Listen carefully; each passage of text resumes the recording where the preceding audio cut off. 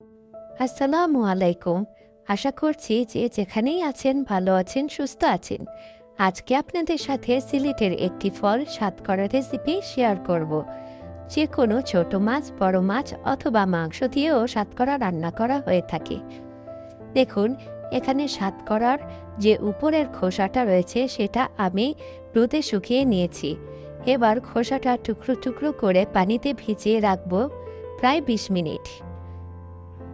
পানিতে ভিজিয়ে রাখার পর এই সাতকরার টুকরোগুলো ফুলে নরম হয়ে যাবে।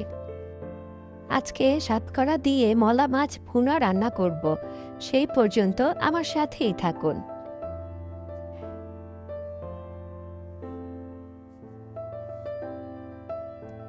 প্যানে ৩ চামচ পরিমাণ সয়াবিন তেল দিব।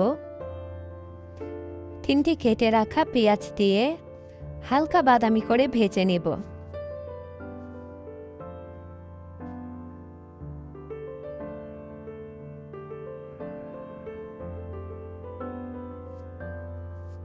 এক চামচ লবণ, আধা চামচ হলুদ গুঁড়া, ১ চামচ মরিচ গুঁড়া ও সামান্য পানি দিয়ে কষিয়ে নেব। তেলটা উপরে আসলে ভিজিয়ে রাখা সাতকরার টুকরোগুলো দিয়ে দিব।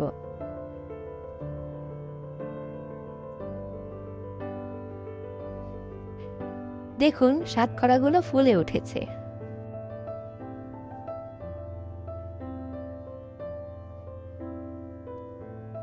সাতকরাগুলো এখন দিয়ে দেব। কিছুক্ষণ নেড়ে চেড়ে এতে ধুয়ে রাখা ছোট মলা মাছ ৪০০ গ্রাম নিয়েছি দিয়ে নেড়ে চেড়ে অল্প পানি দিয়ে ৬-৭টি কাঁচামরিচ দিয়ে ঢেকে দেব ১০ মিনিটের জন্য।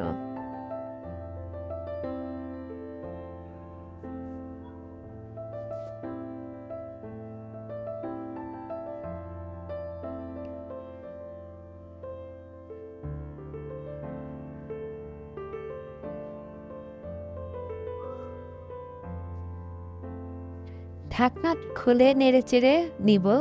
দেখুন, এ পর্যায়ে সাতকরা টুকরোগুলো সিদ্ধ হয়ে গিয়েছে। চুলার আগুনটা অফ করে দেব। রান্নাটা এখন প্রায় শেষ।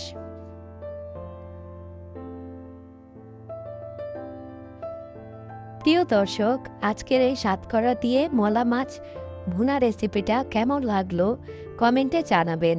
আজ এই পর্যন্তই। সবাই ভালো থাকুন, সুস্থ থাকুন। ধন্যবাদ।